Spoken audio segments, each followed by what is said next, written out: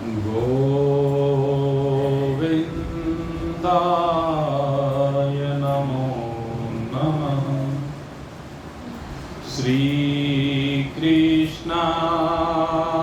नमो नमः। नारायणाय नमोस्तुते।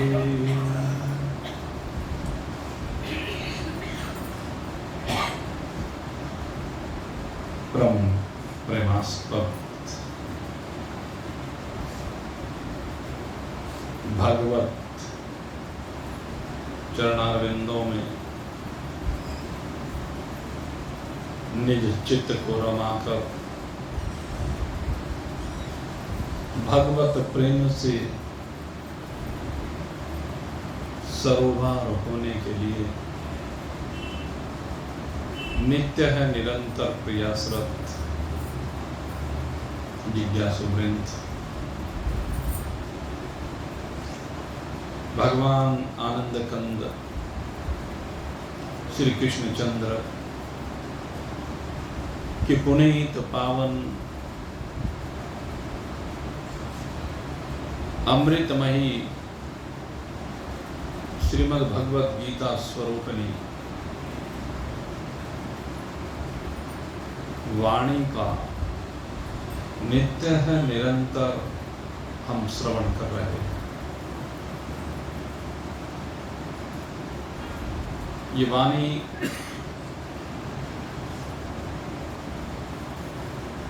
उस तत्व का बोध करने वाली है जो तत्व कण कण में व्याप्त है। चराचर जगत में जिसकी महिमा बरस रही है, चराचर जगत के आनंद का जो स्रोत है, चराचर जगत जिससे अस्तित्व पा रहा है, चराचर जगत की जो एक अकेली शक्ति है, चराचर जगत को एक अकेला प्रकाशित कर रहा है, ऐसे आनंद कंद परमात्मा देव उनकी महिमा को कहां तक वर्णित किया जाए। कहते जो अंत वाला नहीं है,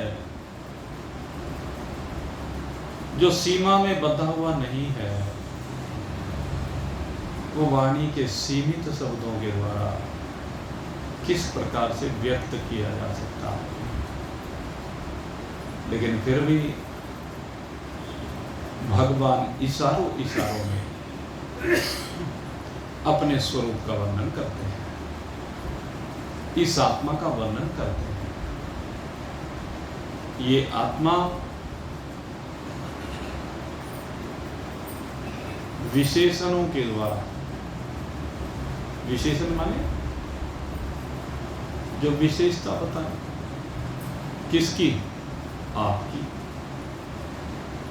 जो आपकी विशेषताओं को बताए, क्योंकि हम अपनी विशेषताओं को जानते नहीं है, पहचानते नहीं। अपनी विशेषताओं को न जानने के कारण, न पहचानने के कारण से हम भ्रमित रहते हैं। तो भगवान बार बार अवतरित होकर के हमें हमारी विशेषता बताते हैं और वास्तविकता बताते हैं।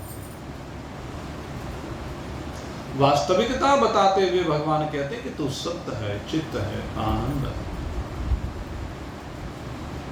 ये आत्मा सत्य चित्त आनंद घन है।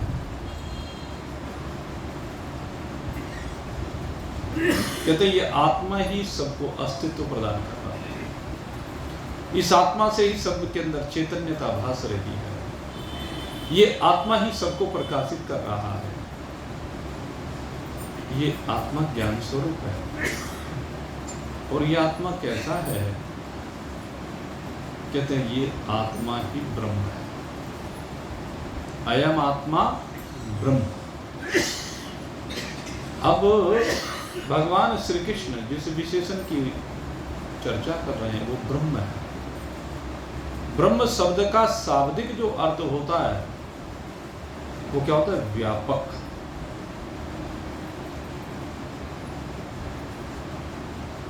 अब व्यापक को कैसे परिभाषित किया जाता है? आप देखिए, जैसे हमारी पृथ्वी है,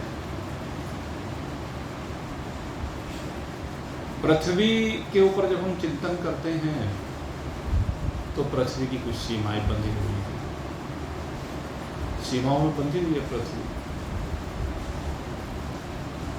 वैसे तो विभिन्न महत्वाकांक्षाओं के कारण इस पृथ्वी को भी अनेक भागों में विभक्त हमने कर रखा है कि हमारी सीमा बना दी कश्मीर से कन्याकुमारी, बांध दिया ना सीमा में। लेकिन इस धरती से आगे कोई दूसरी सीमा प्रारंभ हो जाती है। धरती से आगे दूसरी सीमा प्रारंभ होती है। किसकी? कहते जल की। जल की जो सीमा है वो और विस्तार को प्राप्त हो जाती है। अब हम जल को केवल समुद्र के जल को मान लेते हैं। यहां समुद्र के जल मात्र से तात्पर्य नहीं है, अपितु इस वातावरण में भी जल फैला हुआ है।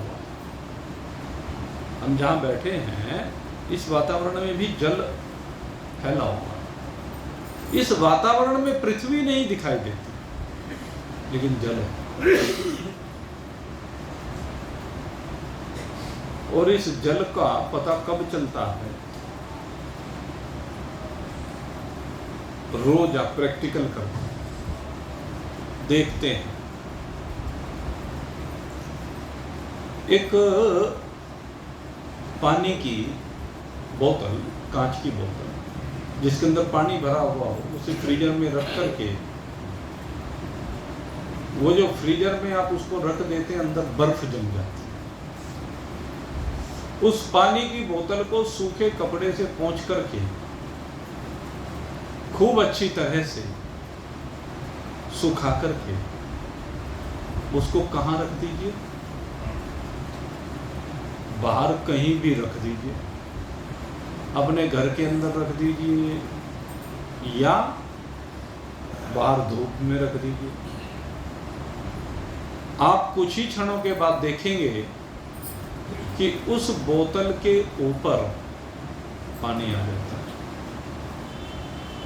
अब जो बोतल के ऊपर पानी आया है, कहां से आया भाई? क्या बोतल के अंदर की बर्फ पिघल करके वो पानी बाहर निकल गया? मेरे मित्रों, कांच में इतनी सामर्थ्य नहीं है कि वो अंदर के पानी को बाहर निकाल सके। कांच में इतनी सामर्थ्य नहीं है, न प्लास्टिक में इतनी सामर्थ्य है। अपितु जो वातावरण में परिवर्तन आया है, वो जो ठंडक है, उसने जो वातावरण में जल व्याप्त है वाष्प के रूप में, भाप के रूप में, वो उस ठंडक के संपर्क में आया और वो वाष्प ठंडी हो गई। वो वाष्प जब ठंडी हुई तो ठंडी होकर के हमें लगने लगा कि ये पानी इसके ऊपर आ गया। तो बाहर पानी है तभी तो आया ना। अगर बाहर पानी ना हो तो कैसे आएगा?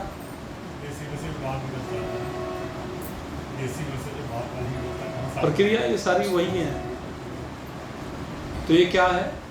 इससे सिद्ध होता है कि जल पृथ्वी से अधिक क्षेत्र में है, या इसको दूसरे शब्दों में कहें तो जल पृथ्वी से व्यापक है। जल जो है वो पृथ्वी से अधिक व्यापक है, इसे सिद्ध हो जाता। अब फिर पृथ्वी के बाद हम वो जल के बाद फिर और आगे बढ़े। तो जल के बाद जब हम और आगे बढ़ते हैं तो हम देखते हैं ये जो जल है ये पूरे आकाश में नहीं है, इसकी भी सीमाएं हैं। इस जल की सीमा है कि ये कितनी दूरी तक रह सकता है, कितनी ऊंचाई तक रह सकता है। जल की भी एक सीमा है।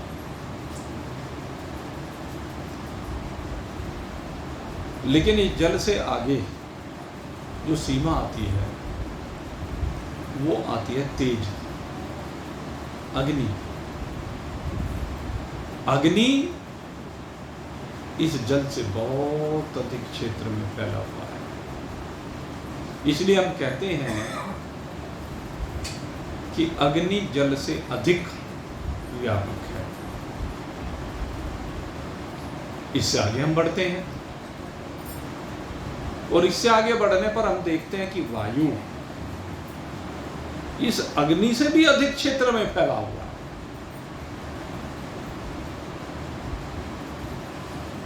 वो तो लोकांतरों में फैला पड़ा है। तो इसलिए माना जाता है कि अग्नि से वायु अधिक क्षेत्र में है। इसलिए अग्नि से वायु अगर हम तुलना करते हैं, वायु व्यापक है अग्नि के मुकाबले। फिर आकाश को देखते हैं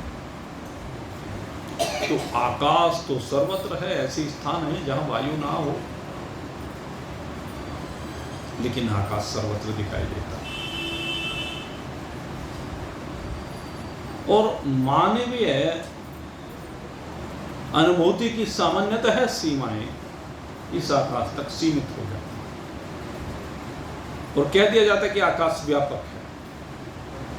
जितने भी दृष्टांत दिए जाते हैं उनमें आकाश की व्यापकता को सिद्ध किया जाता है और आकाश की व्यापकता के ही उदाहरण देकर के ब्रह्म को समझाया जाता है लौकिक दृष्टिकोण से। लेकिन आकाश से व्यापक क्या? कहते आकाश से व्यापक वो है जिसमें आकाश विराजमान है। भाई जल में पृथ्वी विराजमान है तो हमने कह दिया कि जल व्यापक है। जल से उत्पत्ति हुई है। अग्नि में जल विराजमान है तो हमने कह दिया कि अग्नि से जल की उत्पत्ति हुई है। ऐसे वायु से अग्नि की उत्पत्ति हुई है और आगे आकाश से वायु की उत्पत्ति हुई है। अब हमें देखना है कि आकाश की उत्पत्ति किससे हुई है। वही तो आकाश से व्यापक होगा। आकाश से अधिक व्यापक कौन? अब ये अगर यदि अब तक हम देखें तो ये आपेक्षिक व्यापकता है। आपेक्षिक व्यापकता माने एक की अपेक्षा से दूसरा। जैसे कह देते हैं कि जी फलाने का खेत 4 बीघे का है और कोई जमींदार है कि फलाने का खेत 100 बीघे का है, तो 4 बीघे वाले के मुकाबले 100 बीघे वाले को व्यापक मान लिया जाता है। लेकिन वही 100 बीघे वाला जब 500 बीघे वाला सामने आता है तो उसकी अपेक्षा से वो व्यापक रहता है क्या? छोटा हो जाता है। तो ये आपेक्षिक व्यापकताएं हैं। पृथ्वी की हो, जल की हो, अग्नि की हो, वायु की हो और आकाश की भी आपेक्षिक व्यापकता। आकाश की व्यापकता भी आपेक्षिक है। अब हमें ये खोजना है कि आकाश किसमें विराजमान है। आकाश का बाप कौन है? आकाश किससे पैदा होता है? जिससे पैदा होता होगा वो उससे व्यापक है। सीधी सी बात है। जिसमें आकाश विराजमान है, आकाश जिससे पैदा हो रहा है, वो कौन है? अब हमें खोजना है। बोलो क्या कहना चाह रहे? आकाश का बाप कौन?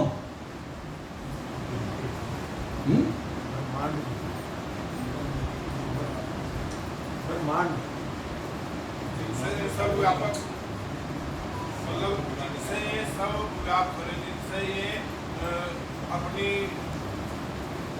उपस्था को प्राप्त हो रहे। और कोई?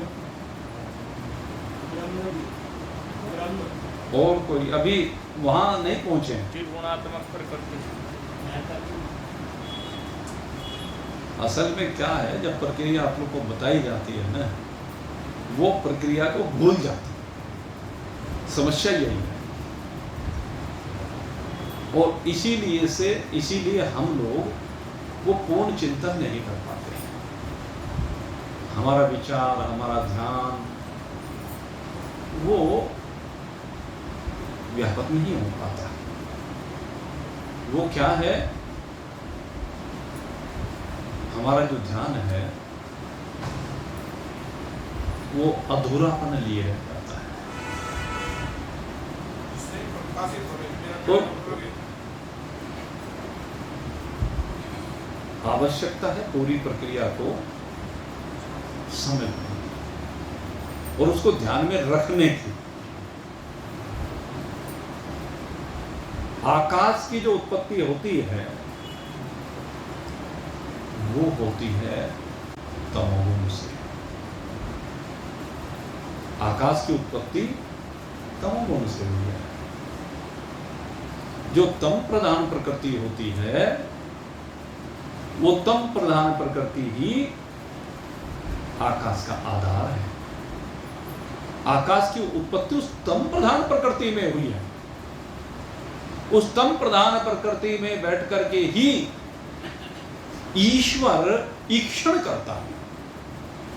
एको हम बहु प्रजा ये, मैं एक हूं और मैं अनेक प्रकार की प्रकृति को, अनेक प्रकार की सृष्टि को, अनेक प्रकार की प्रजा को उत्पन्न करने वाला हूं। ये जब ईक्षण होता है सगुण ईश्वर में, तब उस तम प्रधान प्रकृति से सबसे पहले आकाश का प्रकटन होता है। और जब हम तम प्रधान प्रकृति की बात करते हैं तो उस तम प्रधान प्रकृति में भी थोड़ा थोड़ा सा अंश सतोगुण और रजोगुण का मिला हुआ होता है। इसलिए कहा जाता है कि ये तमोगुण प्रधान प्रकृति है, ये आकाश से अधिक व्यापक है। अब तम प्रधान प्रकृति से अधिक व्यापक को देखना, तो जब हम देखते हैं तम प्रधान प्रकृति से व्यापक को, तो हमें दिखाई देती है मलिन सत्व प्रधान प्रकृति। ये मलिन सत्व प्रधान प्रकृति जो है, ये इस तम प्रधान प्रकृति से व्यापक है। तम प्रधान प्रकृति आकाश की अपेक्षा तो व्यापक है, लेकिन जब हम मलिन सत्व प्रधान प्रकृति के दृष्टिकोण से देखते हैं तो इसकी व्यापकता लय हो जाती है।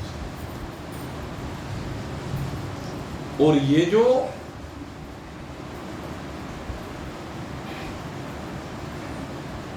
आगे मलिन सत्व प्रधान प्रकृति है, जिससे समस्त जीवों की संरचना भगवान करते हैं। भगवान इस मलिन सत्व प्रधान प्रकृति के द्वारा ही समस्त जीवों की संरचनाएं करते हैं। 84 लाख प्रकार के जो जीव होते हैं, या कह लीजिए 84 लाख प्रकार की योनि में भ्रमण करने वाले जो जीव होते हैं। जीव आपको बताया हुआ है क्या है? जीव माने चिदाभास। तो चिदाभास की बात नहीं कर रहा, वो चिदाभास मलिन सत्व प्रधान प्रकृति दर्पण है,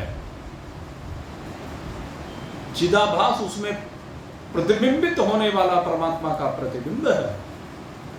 इसलिए जो जीव है ये अधिक व्यापक है तम प्रधान प्रकृति से। और इसके बाद बात आती है, कहते इससे व्यापक कौन? कहते इससे व्यापक है सत्व प्रधान प्रकृति। ये सत्व प्रधान जो प्रकृति है, जब शुद्ध सतोगुण में परमात्मा का प्रतिबिंब बढ़ता है तो वह ईश्वर कहलाता है, सगुण साकार ईश्वर। तो ये जो सगुण साकार ईश्वर है ये मलिन सत्व प्रधान प्रकृति से अधिक व्यापक है। और न केवल ये ईश्वर व्यापक है, ये नियंता भी है। ये जितने भी जीव हैं, इन सारे जीवों के लिए शरीरों का निर्माण तम प्रधान प्रकृति से करता है। तम प्रधान प्रकृति में बैठ करके जब इसका ईक्षण होता है तो सबसे पहले आकाश का प्रकटन, फिर वायु का प्रकटन, फिर अग्नि का प्रकटन, फिर जल का प्रकटन, फिर पृथ्वी का प्रकटन, फिर इनके अलग अलग सतोगुण से पांचों ज्ञानेंद्रियों का प्रकटन, फिर इनके रजोगुण से कर्मेंद्रियों का प्रकटन, फिर सम्मिलित सतोगुण से अंतःकरणों का प्रकटन और सम्मिलित रजोगुण से प्राणों का प्रकटन। ये सूक्ष्म सृष्टि की संरचना ईश्वर करता है।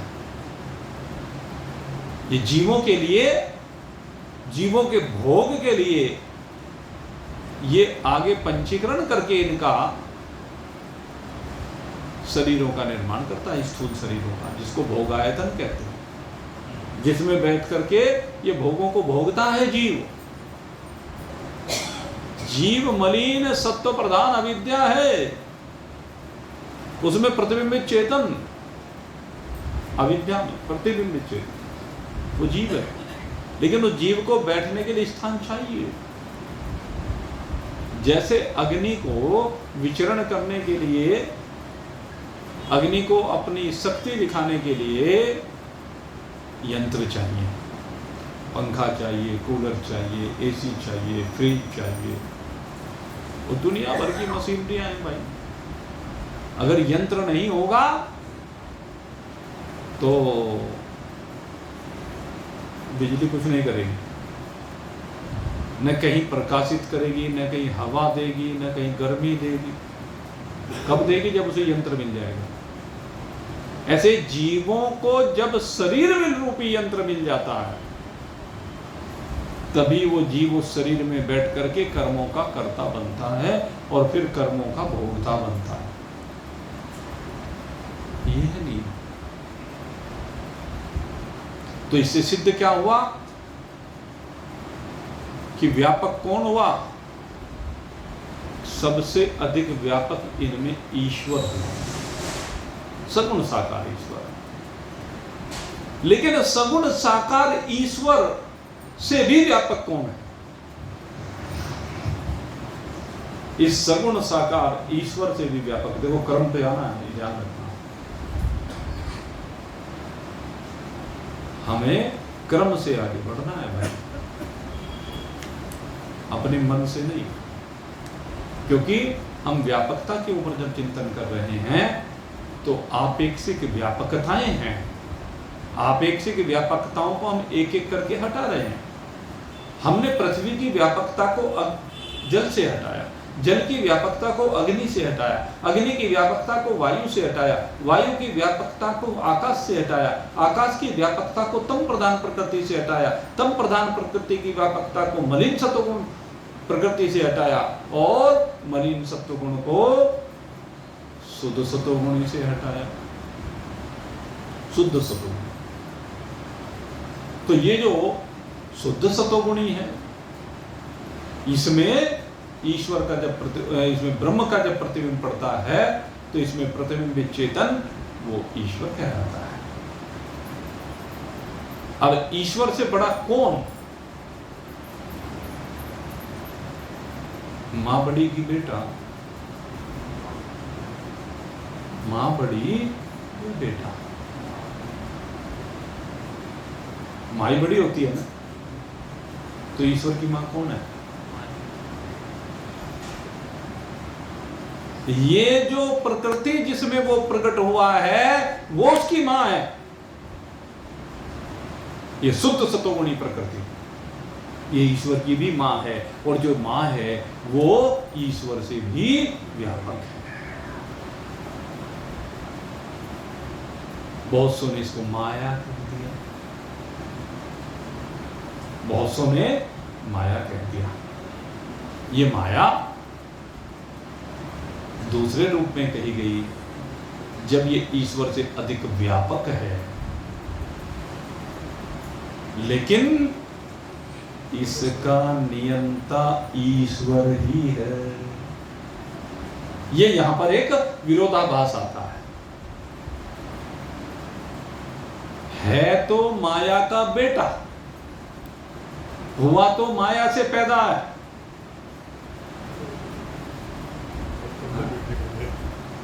लेकिन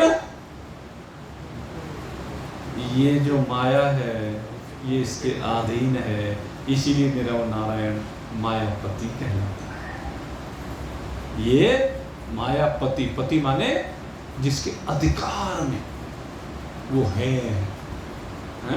जिसके अधिकार में धन होता है तो धनपति, धनवान कहा जाता है कि नहीं कहा जाता है? जो विद्या को जानता है उसको विद्यावान, विद्वान कहा जाता है। ऐसे माया को जानने के कारण, माया को पहचानने के कारण, माया को पूर्णतः समझने के कारण ये ईश्वर उस माया के चंगुल में नहीं फंसता। जीव फंसता है, क्योंकि जीव में और ईश्वर में जो सबसे बड़ा अंतर है कि जीव मलिन सत्वगुणी प्रकृति से उत्पन्न हुआ है और ईश्वर शुद्ध सत्वगुणी प्रकृति से उत्पन्न होता है। दोनों में ही अंतर है। जो ईश्वर है शुद्ध सत्वगुणी से होने के कारण से उसका माइंड शुद्धता का प्रतीक है, निर्मलता का प्रतीक है, और जब निर्मलता होती है तो फिर सब कुछ पारदर्शी हो जाता है। जैसे शीशा अगर पारदर्शी है, बिल्कुल साफ सुथरा है, तो जो शीशा कहीं भी रख दीजिए उसके अंदर का जो भी कुछ होगा वो सब हमें दृष्टिगोचर हो जाएगा, दिखाई दे जाएगा। दिखेगा कि नहीं दिखेगा? लेकिन उसी दर्पण पर जो स्वच्छ दर्पण है, धीरे धीरे वो मैला होने लगे, धीरे धीरे उस पर स्क्रैच आने लगे। जैसे चश्मा पहनने वाले जानते हैं इस बात को, जो चश्मे बनवा के लाते हैं। अब पहले तो चश्मे शीशे के भी बनाई करते थे, अब शीशे के नहीं बनते चश्मे, अब फाइबर के बन रहे हैं। इसीलिए अब गिरने पर टूटते नहीं। आप तो ये सोचते हो कि भाई पहले तो गिरता था नीचे, और नीचे भी गिर जाता है फिर भी टूटता नहीं। उसका कारण यह है कि अब जो चश्मे हैं वो फाइबर के बनने लगे, लेकिन फाइबर ऐसा पारदर्शी लेकर के आए जो कांच से भी अधिक पारदर्शी है। लेकिन इस फाइबर में एक सबसे बड़ी कमी यह है कि ये बहुत सुरक्षित रखना पड़ता है, नहीं तो इस पर बहुत स्क्रैच आ जाए। तो जब शुद्ध सतोगुणी पर स्क्रैच आ जाए, विकार आ जाए, मैल जम जाए, तो ये मलिन हो जाती है, और मलिन होकर के ये अनेक जीवों की जन्मदाता बन जाती है, अनेकता ले आती है, एक से अनेक।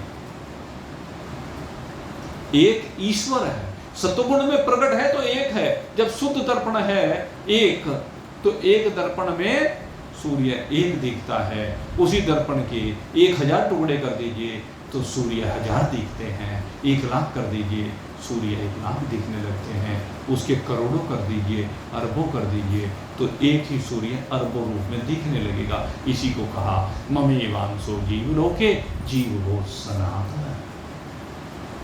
ईश्वरंस जीव अविनाशी, ये कहा है तो शुद्ध सतोगुण में, लेकिन उसके ऊपर विकार हो गया, इसलिए मलिन हो। और मलिन होने के कारण से इसमें और ईश्वर में अंतर आ गया, ये ईश्वर से विलग हो गया, ईश्वर से बिछड़ गया। और ये मलिनता कहां से आई? कि तो तमोगुण ने मलिनता परोसी है। मलिनता किसने परोसी? तमोगुण ने परोसी। तमोगुण ने अनेक पदार्थ इसके सामने रख दिए। इस तमोगुण ने खाने के लिए बहुत सारा माल रख दिया इसके सामने, और जो खाने के लिए माल इसके सामने रखा, अब इसने उसके हित अहित पर विचार नहीं किया,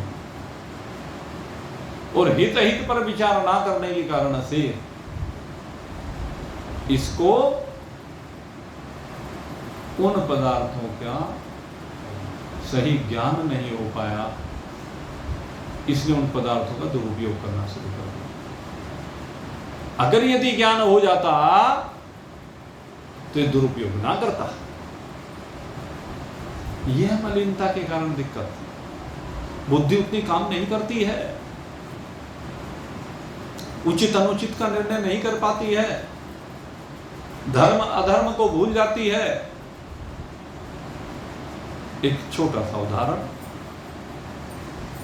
आप सब लोग यहां पर बैठे हैं,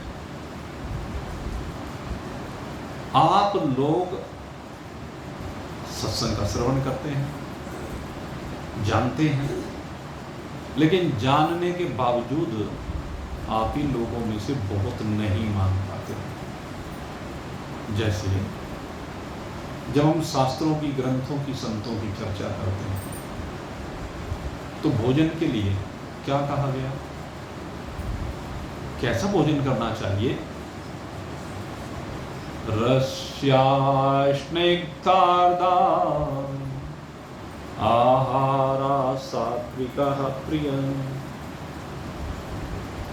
कैसा आहार होना चाहिए? रसयुक्त हो, चिकने पदार्थ हो, स्थिर रहने वाले पदार्थ हो, स्वभाव से जो सबको प्रिय लगते हैं वो पदार्थ खाने चाहिए। अब स्वभाव से जो सबको अच्छा लगता हो, जैसे आम का फल है, वो स्वभाव से ही सबको अच्छा लगता है, रसदार होता है। लीची आ रही है आजकल, वो स्वभाव से रसीली है, घी है, दूध है, मेवे हैं इत्यादि। खाने के लिए तो ये पदार्थ है, लेकिन तू इन सबको छोड़ करके अगर यदि गंदे पदार्थ खाता है, अपवित्र पदार्थ खाता है, झूठा भोजन करता है, उच्छिष्ट भोजन, बासी भोजन, तो अब उससे बुद्धि तो मलिन होगी। जो अभक्ष्य पदार्थ है, मान लीजिए हमने आपको अनेक बार बताया उदाहरण कि जो साधक हैं उनको प्याज और लहसुन को छूना भी नहीं चाहिए, खाना तो बहुत दूर की बात है। बताओ कितनी बार बता लिया। मलका की दाल मांस के समान मानी गई है, खानी नहीं चाहिए। ये मलेच्छों का भोजन है, आपको बताएं। ये साधकों का, भक्तों का भोजन नहीं, मलेच्छों का भोजन है। मलका मसूर की दाल, प्याज लहसुन सलजम और बेगुन, ये सब क्या है? मलेच्छों का भोजन। हमारे यहाँ उधर से आए चल करके, कहां से? नॉर्थ वेस्ट कह सकते हैं आप, नॉर्थ वेस्ट की जो कंट्री है वहां से आया, यूरोपीय जो कंट्री है वहां से चल करके आया, एशिया का जो उधर का इलाका है वहां से चल करके आया। वो लोग जब यहाँ पर आए, आतताई लोग, वो गंदे भोजन को लेकर के आए। हमारे यहाँ नहीं होता था गंदा भोजन, हमारे यहाँ त्याज्य है। अच्छा, पता होने के बावजूद भी, आपको पता है, लेकिन हमने तो देखा भाई फिर भी जो सत्संगी लोग हैं वो भी परहेज नहीं करते, वो भी व्यवस्था को बनाते नहीं है, खा जाते हैं। तो फिर मलिनता इसी को तो कहते हैं। अजी भजन में मन नहीं लगता, कल ध्यान की चर्चा चल रही थी, भजन में मन नहीं लगता, इसीलिए नहीं लगता। जब तामसी पदार्थ खाओगे तो तामसी पदार्थ विकार परोसेंगे, तामसी पदार्थ उत्तेजना परोसेंगे, तामसी पदार्थ आपको निर्विकार कहाँ रहने देंगे, आपको संयमित नहीं रहने देंगे, धैर्य नहीं रहेगा।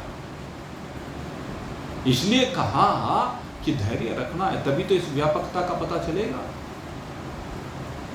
फंस गया ये जीव इन मलिन पदार्थों में, क्योंकि तमोगुण का प्रभाव आ गया। ये तमोगुण ही इस जीव के लिए सबसे अधिक भयंकर विनाशकारी। इसीलिए ये ईश्वर अंश होते हुए भी ईश्वर से दूर हो जाता है।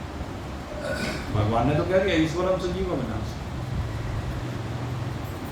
ये जो जीव है ये है तो ईश्वर का अंश, लेकिन ये अपनी इस विशेषता को भूल करके, अपने आप को भूल करके, अपना ज्ञान ना प्राप्त करके ये संसार के पदार्थों का भौतिक ज्ञान प्राप्त करने में लगा रहता है, उसी में उलझा रहता है और यूं ही सारी जिंदगी बेकार कर देता है। और फिर जन्म मरण के चक्र में बारंबार इधर से उधर घूमता रहता है। कभी नीचे के लोकों में जाता है, नीचे की योनियों में जाता है। इनको नीच योनि जिनको कहा है। नीच शब्द का अर्थ क्या है? नीच माने नीचे की योनि, नीच माने नीचे। ये कोई जाति सूचक शब्द नहीं है। नीच माने नीचे की योनि। नीचे की योनि कौन सी योनि? कौन सी योनियों को नीचे की मानी गई? मनुष्य के सामने कौन सी योनियों को? मनुष्य योनि में कोई नीच नहीं होता। अगर यदि कोई होता है तो वो सामाजिक दृष्टिकोण से होता है। जो शराब पीता हो, मांस खाता हो, दूसरे के माल को हड़प लेता हो, उसको नीचा कह दिया करते थे। उसकी प्रकृति नीची है। लेकिन वैसे नीच का मतलब नीच योनियां, नीचे की योनियां। कैसी योनियां? पशु की, पक्षी की, कीट पतंग की, रेंगने वाले जीवों की, उड़ने वाले जीवों की, जिनमें न भोजन की उपलब्धता सही समय पर है, न कोई रहने की ठीक व्यवस्था है, और वस्त्र तो किसी के पास है ही नहीं। है क्या भाई किसी के पास? इन योनियों में होती, इसलिए इनको नीचे की योनि कही गई, क्योंकि इनमें पराधीनता। एकमात्र ईश्वर ने ये मनुष्य शरीर ऐसा बनाया है जिसमें कुछ पराधीनता के साथ स्वाधीनता। पूर्ण स्वतंत्रता तो इसमें भी नहीं है, लेकिन कुछ स्वतंत्रता के साथ स्वतंत्रता है। और अगर यदि उस स्वतंत्रता का सही सदुपयोग ये करे तो वो जो स्वतंत्रता है वो समाप्त होकर के पूर्ण स्वतंत्र हो जाए। ये विशेषता है। तो मेरे मित्रों, ईश्वर ने जो जीवों को बनाया है वो इनका अपना अंश है, लेकिन वो तमोगुण के प्रभाव में आकर के नीचे होता चला जाता है, छोटा होता चला जाता है। आकाश से छोटी जैसे वायु, वायु से छोटा अग्नि, अग्नि से छोटा जल, जल से छोटी पृथ्वी, ऐसे ही ये छोटा होता चला जाता है, सीमित होता चला जाता है। इसका दृष्टिकोण बहुत सीमित हो जाता है, इसका दृष्टिकोण व्यापक नहीं बन पाता। वसुधैव कुटुंबकम, इसका कुटुंब एक छोटी सी चार दीवारियों में कैद होकर के रह जाता है। जबकि भगवान कहते हैं तेरा कुटुंब कहाँ है? वसुधैव कुटुंबकम। तेरा कुटुंब सारा ब्रह्मांड तेरा कुटुंब, इसके सारे जीव तेरे कुटुंब के हैं। समझो इस बात को। वासुदेव सर्वम इति, क्या है कि सब में एक ही वासुदेव है, इसलिए तू भी वासुदेव, वो भी वासुदेव, चराचर जगत में एक वासुदेव है, तो इसलिए सब वसुदेव का ही कुटुंब है। वसुदेव माने तू वसुदेव से अलग नहीं है। ईश्वर अंश जीव अविनाशी, तू उस वसुदेव से अलग नहीं है, लेकिन तूने मान लिया। उस तमोगुण की प्रधानता के कारण से मान लिया है। इसलिए मेरे मित्रों, अब हम किस बात की चर्चा कर रहे थे कि ईश्वर से व्यापक कौन। तो जब हम ईश्वर से व्यापक की बात करते हैं तो जिसने ईश्वर को उत्पन्न किया है, जिसमें ईश्वर उत्पन्न होता है, जिसमें ईश्वर रहता है, बस फर्क यह है कि उसमें रहता हुआ भी उसके गुण धर्मों से प्रभावित नहीं होता। क्यों? क्योंकि उसे अपने वास्तविक स्वरूप का बोध होता। तो ईश्वर से व्यापक माया है, ये शुद्ध सतोगुण माया है, ये उससे व्यापक है। अब कहते हैं इस माया से व्यापक कौन? इस माया से व्यापक कौन है? तो कहते हैं इस माया से अधिक व्यापक कौन है? कहते हैं मूल प्रकृति है। मूल प्रकृति। और ये जो मूल प्रकृति है वो कैसी है? कहते जो निर्गुण है, जिसमें न सतोगुण है, न रजोगुण है, न तमोगुण है। प्रकाश की किरणों में 7 रंग नहीं है। 7 रंग प्रकाश की किरणों में नहीं है, लेकिन भासते हैं इंद्रधनुषी 7 रंग। उसके पीछे कारण है। तो उसी प्रकार से प्रकृति बिल्कुल निर्गुण है, लेकिन वही प्रकृति जरा सी हलचल के द्वारा गुणों में परिवर्तित हो जाती है। तो जो मूल प्रकृति है वो इस सतोगुणी प्रकृति से व्यापक है। अब कहते हैं इस मूल प्रकृति से, इससे व्यापक कौन? तो कहते हैं इस मूल प्रकृति से व्यापक जिसमें ये विराजमान है। ये मूल प्रकृति जिसमें विराजमान है, जिसकी ये शक्ति है, जिसके साथ ये रहती है, जिसकी अर्धांगिनी है, कुछ भी शब्द आप उपयोग में ले आइए। तो ये जो मूल प्रकृति है ये किसकी शक्ति है? कहते हैं ब्रह्म की शक्ति है। ये ब्रह्म में ही रहती है, ब्रह्म की अभिन्न शक्ति है। इससे व्यापक कौन है? ब्रह्म है। ब्रह्म शब्द का ये अर्थ व्यापक। वो कह ले ब्रह्म से व्यापक, कह ले ब्रह्म जिसमें रहता हो। अब ब्रह्म जिसमें रहता हो,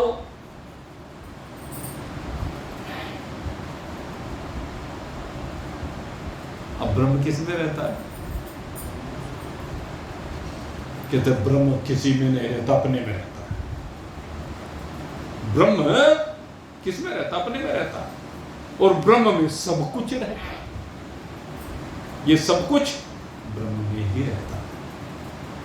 इसलिए ब्रह्म ही एक व्यापक तत्व है और वो किसी की अपेक्षा से व्यापक नहीं है, किसी दूसरे की अपेक्षा से वो व्यापक नहीं है। ब्रह्म तो स्वभाव ही उसका व्यापकता का है। तो ये जो व्यापक है वो ब्रह्म है। इसीलिए उसको कहते हैं कण कण में बसा हुआ। अब इसके साथ 2 विषय बीच में रह गए। कौन से विषय रह गए? कहते एक अहंकार और एक महतत्व, 2 ही और रह गए। अब क्या है कि हमारे जो शास्त्र हैं, 6 शास्त्र हैं, तो उन 6 शास्त्रों में अलग अलग तरह से इस व्यापकता को दर्शाया गया है। वेदांत ने जिस व्यापकता को दर्शाया है वो मैंने आपको बता दिया, लेकिन यहां पर 2 चीज हो रहे हैं, एक महतत्व है और एक अहंकार है। तो कहते हैं ये दोनों और थोड़ा सा एक्सटेंड कर दिया गया इस प्रकृति को। और जब इस प्रकृति को एक्सटेंड कर दिया जाता है तो उसमें इन दोनों को बीच में मिला देते हैं। इस प्रकृति के 3 नाम कर दिए। कहीं कहीं अहंकार से आकाश की उत्पत्ति दिखाई गई है। अहंकार जिस प्रकार से मैंने कहा प्रकृति, इसी प्रकार से अहंकार 3 प्रकार का होता है। ये जो 3 प्रकार का अहंकार है, पहला अहंकार वैकारिक अहंकार कहलाता है, दूसरा अहंकार राजस अहंकार कहलाता है, और तीसरा अहंकार तामस अहंकार कहलाता है। ये 3 प्रकार का अहंकार है। जैसे 3 प्रकार की प्रकृति कही, ऐसे 3 प्रकार का अहंकार। उन्होंने एक अहंकार की कल्पना और बीच में की है, ऐसे ही महतत्व की कल्पना की गई है मूल प्रकृति में। मूल प्रकृति में जब स्फुरना होती है तो उससे कहते हैं कि महतत्व की उत्पत्ति होती है। उस महतत्व से ही आगे ये अहंकार आदि उत्पन्न होकर के फिर सृष्टि का सृजन होगा। तो इनको बीच में शामिल कर लीजिए, क्योंकि सांख्य शास्त्र में विशेष रूप से इस महतत्व अहंकार आदि की चर्चा की गई। गीता जी में भी भगवान ने जब अष्टधा प्रकृति की बात की तो वहां भी अहंकार को लिया, मन बुद्धि और अहंकार। तो मेरे मित्रों, अब व्यापकता आपकी समझ में आ गई होगी। ये व्यापक कौन है? ये तो ब्रह्म है। लेकिन यहां पर कहा कि आत्मा ही व्यापक है। तो आत्मा ही व्यापक है, ये कहने के पीछे भाव क्या है? कहते क्योंकि ये आत्मा ब्रह्म ही है। जिसको ये बोध हो जाता है वो ब्रह्म ही हो जाता है। ब्रह्मविद ब्रह्मेव भवति ही। ब्रह्म को जानने वाला ब्रह्म ही हो जाता है। अक्षरम ब्रह्म परमम। वो उस परम ब्रह्म को अविनाशी रूप से अनुभूत कर लेता है। वो ब्रह्म को अखंड रूप से अनुभूत कर लेता है। वो ब्रह्म की अनंतता को समझ जाता है। व्यापक उसे कहेंगे जो अनंत होगा। अगर अनंत नहीं होगा तो व्यापक कैसे? वो भी कहीं न कहीं अंत वाला हो गया। जैसे पृथ्वी अंत वाली हो गई, जल अंत वाला हो गया, अग्नि जल अंत वाली हो गई, वायु अंत वाला हो गया, आकाश अंत वाला हो गया, तम प्रधान प्रकृति, मलिन सत्व प्रधान प्रकृति, सत्व प्रधान प्रकृति, ये सब अंत वाले हो गए। तो अगर ब्रह्म भी अंत वाला हो गया तो यानी ब्रह्म से भी आगे कुछ है। वो फिर सर्वोत्परि सत्ता, लेकिन ब्रह्म से आगे कुछ होता नहीं है। इसलिए ब्रह्म ही सर्वोपरि सत्ता है और ब्रह्म ही व्यापक है। ब्रह्म में कोई गुण नहीं है। ब्रह्म अगुण है, निर्गुण है। लेकिन ये अगुण कहने का मतलब वो मत समझ लेना जैसे नारद जी ने कह दिया था अगुणः, इसमें कोई गुण नहीं। अगुण माने ये नहीं कि इसमें कोई गुण नहीं। अगुण का अर्थ है जो गुणों की सीमाओं में बंधा हुआ नहीं है, जो सतोगुण रजोगुण तमोगुण की सीमा को पार करके अपने आप में विराजमान रहता है, अपनी वास्तविकता में विराजमान, अपनी अनंतता, असीमता, अखंडता में विराजमान रहता है। तो मेरे मित्रों, यही है हम सबकी वास्तविकता। सो अयम आत्मा ब्रह्म, ये हमारा आत्मा ही ब्रह्म है। तो ये जो आत्मा है ये सत्य है, ये चित्त है, ये आनंद है और ये ब्रह्म है। इस प्रकार से 4 विधेय विशेषणों की चर्चा अभी तक आपके सामने रख दी है। अब इससे आगे अभी 6 विधेय विशेषण और बचे। इन सब की चर्चा भी एक एक करके आगे करेंगे। अब 2 दिन का अवकाश रहेगा, कल और परसों का। सोमवार को फिर आपकी सेवा में उपस्थित होंगे और सोमवार को आपको पता है जो द्वादशी का भंडारा होता है वह सोमवार के दिन ही होगा। दोपहर 12 बजे से लाला जी की दुकान पर होगा और रात्रि में यहाँ सत्संग में भी प्रसाद आपको मिलेगा। आप सबके लिए बहुत बहुत शुभकामना करते हुए अब यहीं पर विश्राम देता हूँ। बोलिए सच्चिदानंद भगवान की।